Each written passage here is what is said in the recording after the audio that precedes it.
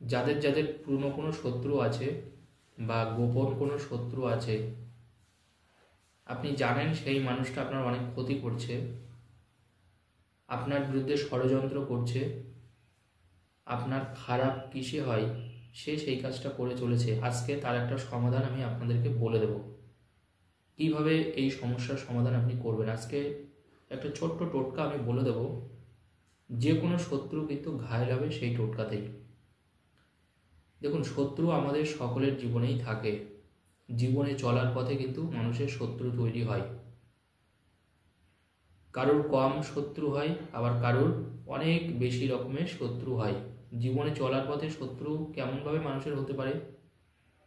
বেশিরভাগ ক্ষেত্রেই দেখা যায় যে আপনার যখন উন্নতি হবে, আপনার যখন সাকসেস আপনি বেশি করে পাচ্ছেন, বা আপনি কর্মজীবনে যখন টপ জায়গায় পৌঁছে গেছেন, তখন কিছু মানুষ কিন্তু আপনাকে টেনে নামানোর চেষ্টা করবে। কারণ তারা সেইভাবে হয়তো উন্নতি করতে পারছে না, বা তাদের ভাগ্য সাথ দিচ্ছে না, কিন্তু সে আপনাকে দেখে কিন্তু প্রচণ্ড রকমভাবে হিংসে করে। আপনার উন্নতিতে তার ভালো লাগে না, সে কষ্ট পায়। তার জন্যে সে কিন্তু আপনাকে টেনে নামানোর জন্যে, আপনার ক্ষতি করার জন্যে নানান উপায়ে কিন্তু চেষ্টা করতে থাকে।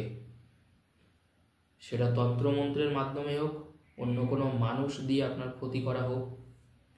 তো প্রশ্ন হচ্ছে, এই যে ক্ষতি ব্যাপারটা, এটাকে কিভাবে সমাধান করা যায়? যে শত্রু আপনার আছে, সে গুপ্ত শত্রুই থাকুক, বা আপনি হয়তো জানেন যে এই মানুষটাই আপনার শত্রুতা করছে আমার সাথে, বা আমার ক্ষতি করছে লাগাতারভাবে, বা আপনার উপরে কোনো কিছু তন্ত্রবিদ্যা প্রয়োগ করেছে। তো এই ব্যাপারটাকে আপনি কিভাবে সমাধান করবেন, এবং সেই শত্রু কিন্তু আপনারা থাকবে না। আজকে একটা মারাত্মক শক্তিশালী টিপস আমি আপনাদেরকে বলে দিচ্ছি। যে কোনো শত্রুই কিন্তু আপনার ঘায়েল হবে। বেশিরভাগ ক্লায়েন্ট আমাদেরকে বলেন যে শাস্ত্রীজি, আমার প্রতিবেশী শত্রু প্রচণ্ড রকমভাবে আমাকে জ্বালাতন করছে, বা আমি যেখানে কাজ করছি সেই কাজের জায়গায় কিন্তু আমার শত্রু সাংঘাতিক বেশি। মানে আমি উন্নতি করতেই পারছি না, যেটা আমার পাওয়ার কথা প্রাপ্য সেই জিনিসটা কিন্তু আমার হাত থেকে অন্য কেউ একজন নিয়েই গেল। অ্যাকচুয়ালি তার সেটা পাওয়ার কথাই না। তো দেখুন, এই যারা শত্রুতা ফেস করছেন, কারণ শত্রু আমি আগেই বললাম, শত্রু যদি বেশি হয়ে যায় তাহলে কিন্তু সমস্যা তৈরি হয়। বিশেষ করে কর্মজীবনে মানুষের শত্রুতা থাকলে সে কিন্তু সামনে এগোতেই পারে না। কারণ মানুষ দিনরাত কষ্ট করে পরিশ্রম করে কাজ করে দেখুন তার উন্নতির জন্যে, কিন্তু যদি সেই শত্রু লাগাতারভাবে আপনার ক্ষতি করতে থাকে, আপনাকে ডিস্টার্ব করে, সেই ক্ষেত্রে এক প্রকার উন্নতি হওয়া সম্ভব নয়, এবং আপনি কিন্তু বিপদে পড়বেন। তো আজকে যে টিপসটা আমি বলে দেবো, শত্রু আপনার যতই চালাক হোক, তার কিন্তু সে কিন্তু আপনার থেকে দূরে সরে যাবে। এবং দ্বিতীয় কথা হচ্ছে, যে আপনার ক্ষতি করতে আসবে উল্টে তার কিন্তু ক্ষতি হবে। কারণ আজকের কাজটাই কিন্তু এরকমই, যে আপনার ক্ষতি করতে আসবে সেই মানুষটার কিন্তু উল্টে ক্ষতি হবে, আপনার কোনো কিছু হবে না। কারণ এটা কিন্তু পরীক্ষিত টিপস আমার। তো আপনি এই শত্রু, যত রকমভাবে শত্রু থাকুক আপনার চারপাশে, আপনি যদি আইডেন্টিফাই করতে পারেন যে না, এই শত্রুটা আমার ক্ষতি করতে পারছে। এবার দেখুন, শত্রুর মধ্যেও তো ভাগ থাকে। কিছু শত্রুকে আপনি চিহ্নিতকরণ করতে পারবেন, যা অমুক অমুক আমার সাথে শত্রুতা করছে, আমার ক্ষতি করছে। আবার কিছু মানুষ থাকবে দেখবেন আপনি চিনতে পারবেন না, আপনার ক্ষতি হচ্ছে সেটা আপনি অনুভব করতে পারছেন। আপনার যে ক্ষতি হচ্ছে, এই জায়গা থেকে যে ক্ষতি আসছে সেটা আপনি বুঝতে পারছেন, কিন্তু সেখানে লোক হয়তো আছে 5 জন বা 10 জন, কিন্তু কে যে অ্যাকচুয়ালি এই 10 জনের মধ্যে আপনার ক্ষতি, দেখুন 10 জন তো আপনার নিশ্চয়ই ক্ষতি করবে না, তার মধ্যে 1 জন বা 2 জন আপনার চরমভাবে ক্ষতি করছে, বাদ বাকি হয়তো আপনার পিছনে লাগে না বা আপনার কোনো ক্ষতিও করে না, কিন্তু আপনি চিনতে পারছেন না। তাহলে আজকে সেটারও আমি উপায় বলে দেবো, যেটা নিয়ে অনেক মানুষ সমস্যায় ভুগতে থাকেন।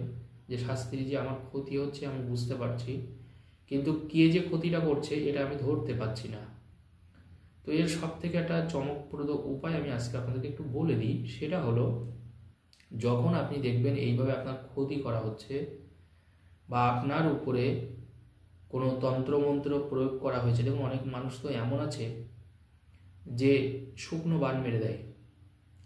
অর্থাৎ দেখবেন আপনার শরীরটা শুকিয়ে যাচ্ছে, আপনার খেতে মন চাইছে না, আপনার রাতে ঘুম আসছে না, এবং দিনে দিনে দেখবেন যে আপনার উন্নতিটা কিন্তু পুরো থমকে গেছে। যেখানে আগে আপনি প্রচুর অর্থ ইনকাম করতেন, সেখানে আর অতটা অর্থ ইনকাম হয় না, এবং পরিবারের মধ্যে কোনো না কোনো সময় রোগ ব্যাধি লেগেই আছে। এবং দ্বিতীয় কথা হচ্ছে, পরিবারের মধ্যে একটা সবসময় দেখবেন একটা চলমান অশান্তি চলবে। এগুলো কিন্তু ক্ষতির লক্ষণ। আপনার যখন নিজের পরিবারে বা আপনার উপরে যখন ক্ষতি করা হবে, তখন আপনি এগুলো বুঝতে পারবেন। আপনার নিজের ঘুম হবে না রাতে, শরীরটা শুকিয়ে যাচ্ছে, শরীরের মুখের মধ্যে সেই জৌলুস ভাবটা নেই। এটা কিন্তু তন্ত্রোক্ত ক্ষতি করা। এই ক্ষতিটা কিন্তু অসম্ভব রকমভাবে খারাপ।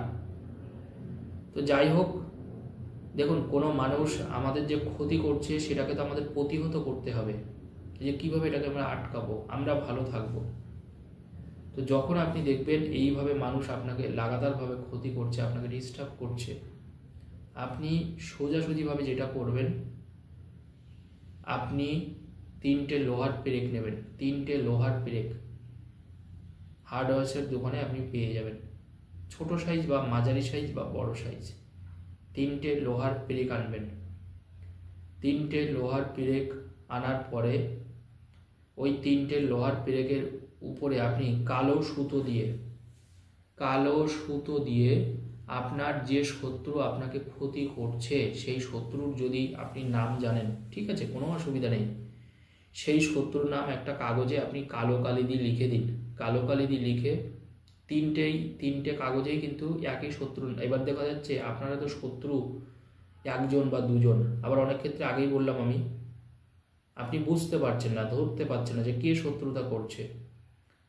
প্রত্যেকটা কাগজে সেই শত্রুর নাম লিখবেন। যারা শত্রু ধরতে পারছেন না তারা শুধু শত্রু। এবার আপনি তো এইটুকু তো বুঝতে পারবেন যে আপনার বাড়িতে ক্ষতি করা হচ্ছে, না আপনার কর্মজীবনে ক্ষতি করা হচ্ছে, না আপনার শরীর স্বাস্থ্য খারাপ হচ্ছে কিন্তু সারছে না। সেই ক্ষেত্রে লিখবেন গুপ্ত শত্রু বলে সেই নামটা লিখবেন। 3টে কাগজেই শত্রুর নাম লিখবেন। লেখার পরে প্রত্যেকটা যে আমি পেরেক বললাম, ওই পেরেকে আপনি ওই কাগজটাকে পেঁচিয়ে নেবেন। 3টে পেরেকেই 3টে কাগজই পেঁচাবেন। পেঁচে আপনি কালো সুতো দিয়ে বাঁধবেন। ওটাকে কালো সুতো দিয়ে ওইটাকে বেঁধে দেবেন। কালো সুতো দিয়ে বেঁধে আপনি যে কোনো মাটিতে ওটাকে ফেলে দিন। মাটিতে বা জলে, আপনি মাটিতেও ফেলে দিতে পারেন, অথবা আপনি মাটিতে পুঁতে দিতে পারেন। যে কোনো শনিবার অথবা মঙ্গলবারে কাজটা করবেন। যে কোনো শনিবার অথবা মঙ্গলবার কাজটা করবেন, অন্যদিন কিন্তু এই কাজটা করবেন না। মাটিতে পুঁতে দিলেও হবে।